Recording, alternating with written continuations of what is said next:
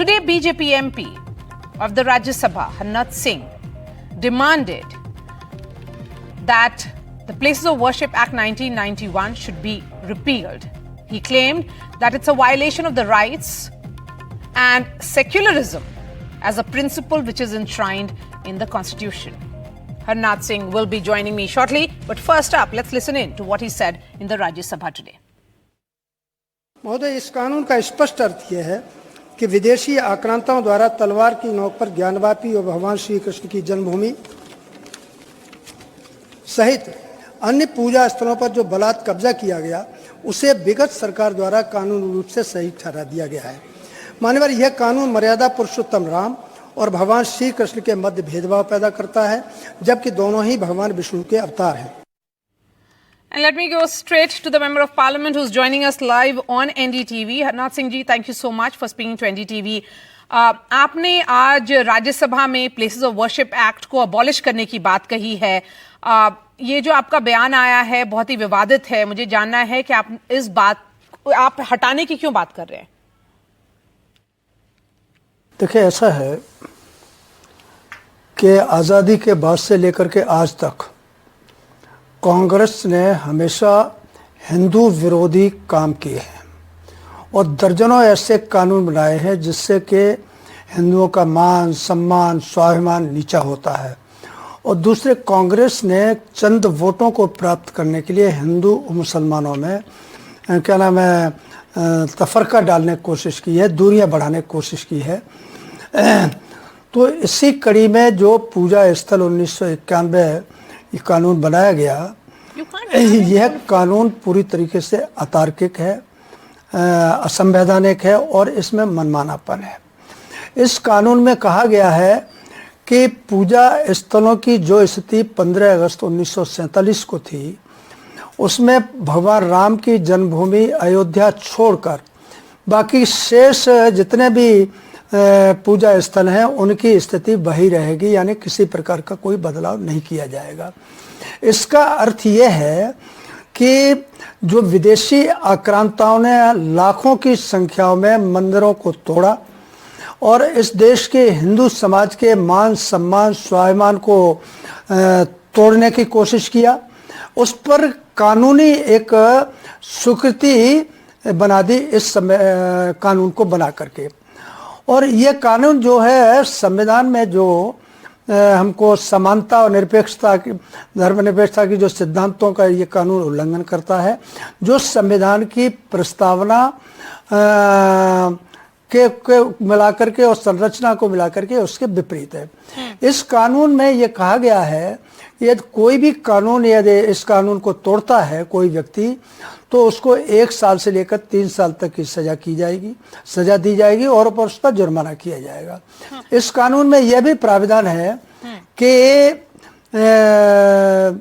जो इनमें किसी प्रकार का कोई दोबारा समीक्षा की जाएगी, ना ही कोई किसी अदालत में इसको चुनौती दे सकते हैं। तो ये हिंदुओं को नीचा दिखाने के लिए और हिंदू भावनाओं को ठेस पहुंचाने के लिए ये मनमाने तरीके से जो कानून बनाया गया है, ये कानून समाप्त होने चाहिए। और दूसरे, ये जो भगवान राम हैं, भगवान शंकर हैं, भगवान कृष्ण हैं, इस देश की मिट्टी के कण कण में समाये हुए हैं। यानी भगवान राम और शंकर और भगवान कृष्ण के बिना इस देश की जो मूल थति है, जो मूल हमारी पूंजी है, वही समाप्त हो जाएगी। तो और इस समय देश के अंदर भगवान कृष्ण की जन्मभूमि और ज्ञानवापी को लेकर के बड़ा लोगों की मांग उठ रही है और उसमें ये जो कानून है ये अड़चन डालता है। इसलिए इस कानून को मैंने शून्यकाल में आज पूरी तरीके से निरस्त करने की मांग किया है।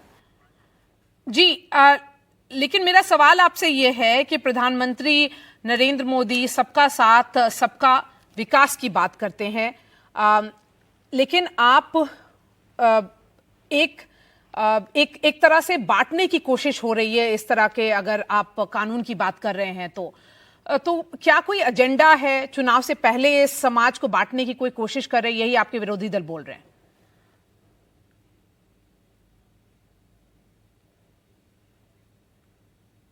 नहीं नहीं, समाज को बांटने की भारतीय जनता पार्टी ने कभी कोशिश नहीं की है। भारतीय जनता पार्टी हमेशा सबका साथ, सबका विकास, सबका प्रयास, सबका विश्वास कुल इस मंत्र को लेकर आगे बढ़ रही है।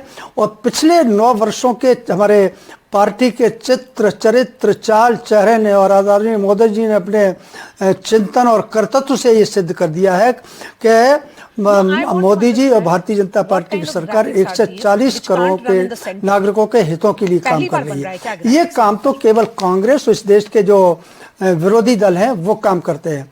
अब आपने ये कहा कि मैं पार्टी की लाइन से हटकर के बात कर रहा हूं, तो ऐसा नहीं है। मैं कल का ही माननीय प्रधानमंत्री जी का एक वक्तव्य आपको पढ़ करके सुनाता हूं। उन्होंने कहा कि आज़ादी के बाद जो लोग लंबे समय तक सत्ता में रहे वे पूजा स्थलों की महत्ता को नहीं समझ सके और उन्होंने राजनीतिक फायदों के लिए अपनी ही संस्कृति पर शर्मिंदा होने की प्रवृत्ति स्थापित किया।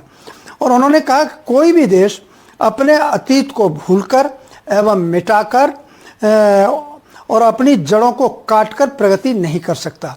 तो मैंने ये जो मुद्दा उठाया है वो पार्टी के चिंतन के अनुसार ही है। और दूसरी बात यह है कि भगवान राम और भगवान कृष्ण, हम सभी जानते हैं भगवान विष्णु के अवतार हैं। इस कानून के द्वारा भगवान राम और कृष्ण की जो मध्य जो वो है, वो जो भेदभाव करने की कोशिश की गई है, जबकि दोनों ही भगवान विष्णु के अवतार हैं। और यह भी स्थापित तथ्य है कि समान कृत्यों और समान परिस्थितियों के लिए 2 कानून नहीं बना सकते। इससे भावना को क्या नाम है, ये कानून तोड़ता है।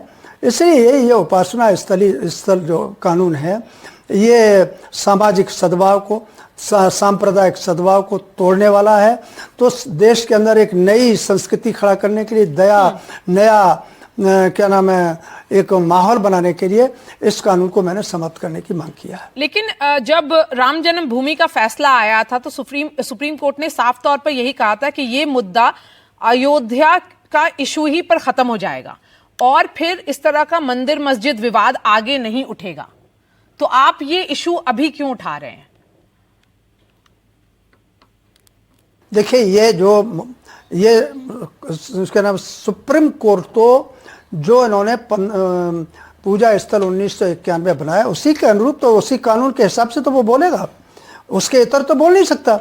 अब ये कानून तो सरकार ने बनाया, तो सरकार को इसको निरस्त करने की आवश्यकता है, क्योंकि ये तो हिंदू मुसलमानों के अंदर एक खाई पैदा कर रहा है, देश को तोड़ने का काम कर रहा है ये कानून जो है। इसलिए ये समाप्त होना चाहिए, ऐसा मेरा चिंतन है।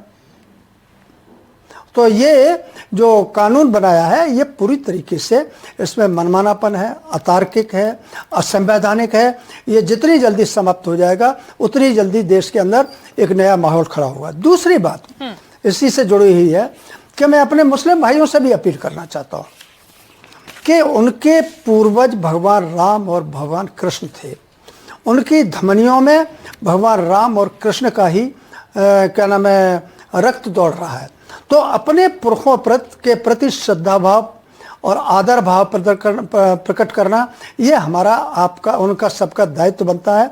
इसलिए उनको पूरे सद्भावना के साथ जो है भगवान कृष्ण की जन्मभूमि मथुरा और ज्ञानवापी, ये दोनों जो है हिंदुओं को सौंप देना चाहिए ताकि देश के अंदर एक नया माहौल खड़ा हो सके। मेरा आखिरी सवाल आपसे ये होगा कि क्या आपकी पार्टी भाजपा आपके साथ है इस इशू पर? मेरा जो मैंने पूजा स्थल 1991 जो शून्यकाल में उठाया उसका, और माननीय प्रधानमंत्री जी ने कहा है कि वो एक ही बात है, उसमें किसी प्रकार का कोई फर्क नहीं है। लेकिन हाँ, देश के अंदर कुछ ऐसी जाहिल ताकतें हैं जो इस देश को तोड़ना चाहती हैं, हिंदू मुसलमानों को लड़ना चाहती हैं। हिंदू मुसलमान, हिंदू सिख जैन बौद्ध, उनके धार्मिक जो स्वतंत्रता है उस पर प्रहार समय समय पर करती रहती हैं।